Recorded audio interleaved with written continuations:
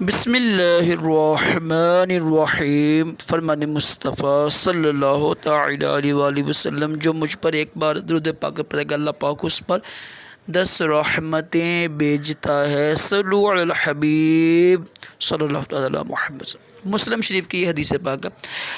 نماز کے احکام میں ہے کہ وضو کرتے وقت بسم اللہ شریف پڑھنا سنت مبارک رشد عطاری خوابوں کی تعبیر لے کر پیش خدمت ہے۔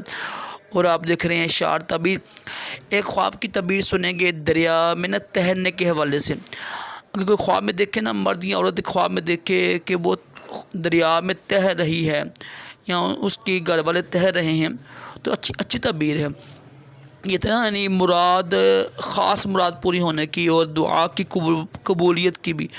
دیکھیے خواہشیں تو ہماری بے شمار ہوتی ہیں، مرادیں بے شمار ہوتی ہیں، جو خاص خواہشیں ہوتی ہیں نا ہر بندے میں، یار میری یہ خواہش پوری ہو جائے یار، تو انشاءاللہ وہ پوری ہو جائے گی۔ اور دعا کی قبولیت کا بھی ذکر اس میں آیا ہے کہ انشاءاللہ اس بندے کی دعا بھی قبول ہوگی۔ اچھا خواب ہے دریا میں تہرنے کی تعبیر کے حوالے سے۔ اللہ کا شکر ادا کریں اٹھ کر اور 2 نوافل پڑھ لیں۔ اچھا خواب جب آئے نا اللہ کا شکر ادا کرتے ہیں۔